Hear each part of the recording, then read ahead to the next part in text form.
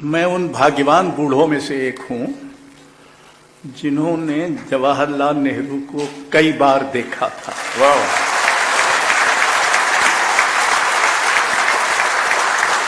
और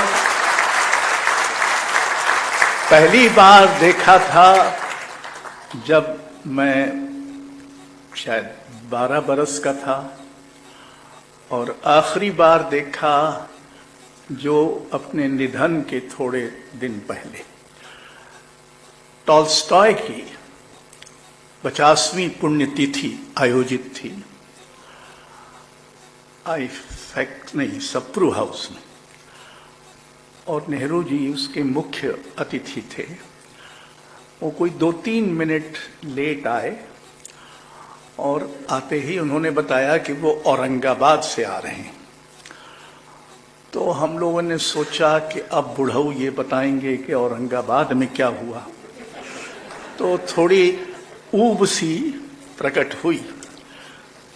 पर नेहरू जी ने औरंगाबाद का जिक्र करने के बाद ये कहा कि महानताएं 2 तरह की होती हैं। एक महानता वो होती है जिसका जब आप सामना करें तो आपको अपनी अकिंचनता, अपनी विपन्नता, अपने व्यर्थ होने का एहसास होता है कि ये आदमी इतना बड़ा है, मैं कितना छोटा हूं। ये एक तरह की महानता है। दूसरे तरह की महानता वो होती है जिसके सामने आने पर आपको लगता है कि आप थोड़ा ऊंचा उठ गए। और इसके बाद उन्होंने कहा कि टॉल्स्टॉय की महानता दूसरे किस्म की थी। पूरा हॉल खड़ा हो गया। अध्यक्षता कर रहे थे ब्रिटिश कवि और एनकाउंटर के संपादक स्टीफन स्पेंडर। नेहरू जी ने जब अपना भाषण समाप्त किया तो वो गए और उन्होंने कहा कि एनकाउंटर के संपादक के रूप में मैं दुनिया भर के राष्ट्राध्यक्षों और राजनेताओं से आमतौर पे मिलता रहा हूं, उनसे बातचीत करता रहा हूं। संसार में इस समय ऐसा कोई राजनेता नहीं है जो टॉल्स्टॉय को ऐसी श्रद्धांजलि दे सके।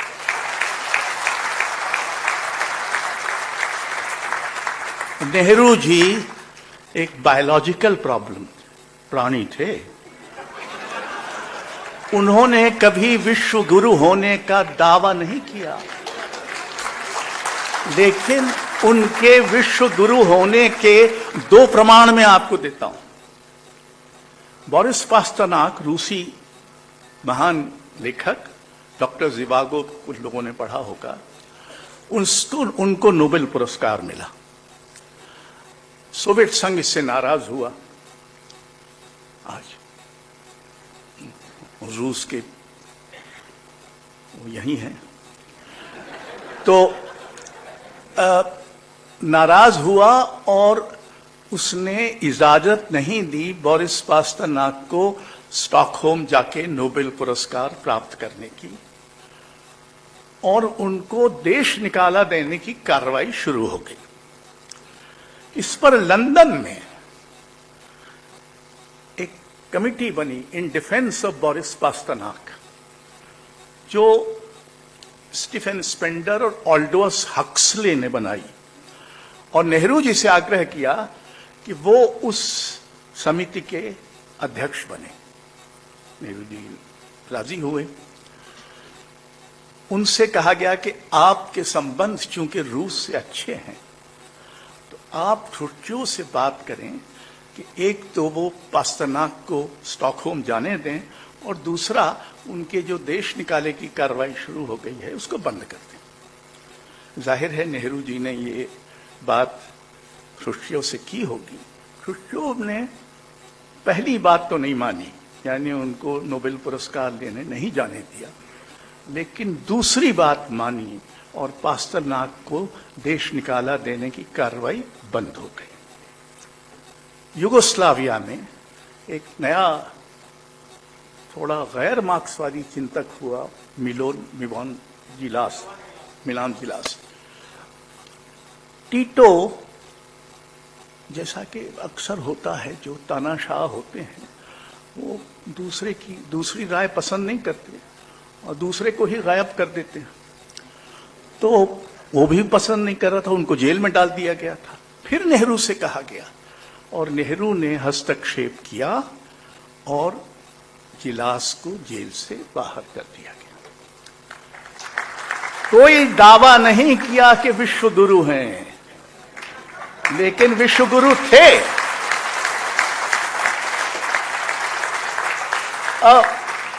नेहरू जी की जो पूरी मानसिकता है उसमें 3 बातें एक साथ हैं। राजनीति है, संस्कृति है, आधुनिकता है और एक और होना चाहिए लोकतंत्र है। नेहरू जी यकायक प्रकट नहीं हो गए थे किसी अवतार की तरह। वो एक मनुष्य थे जिसमें मनुष्यता के मनुष्य होने की सारी कठिनाइयां और संभावनाएं एक साथ थी। जैसा अभी, और उनको कोई चाय बेचते भारत नहीं मिल गया था। भारत उन्होंने बौद्धिक, वैचारिक, दार्शनिक रूप से खोजा था। इसलिए, और ये खोज कोई हवा में नहीं थी, एक पुस्तक लिखी थी, डिस्कवरी ऑफ इंडिया। और उस डिस्कवरी ऑफ इंडिया में उन्होंने जो बातें कही थी उसका संस्कृति की जो पकड़ जवाहरलाल में थी वो उनके समय के बहुत कम राजनेताओं में थी। और उन्होंने एक जगह ये कहा कि culture like religion and ideology is not about just one thing. भारतीय बहुलता का जितना वैचारिक एहतराम नेहरू जी ने लिखकर किया है उतना किसी और विचारक ने नहीं किया था उसके पहले।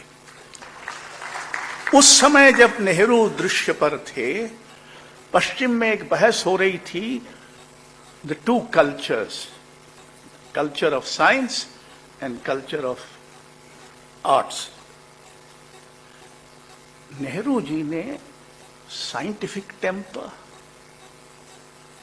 टेक्नोलॉजी और साइंस और संस्कृति, इन तीनों के बीच कोई भेदभाव करने से इनकार किया।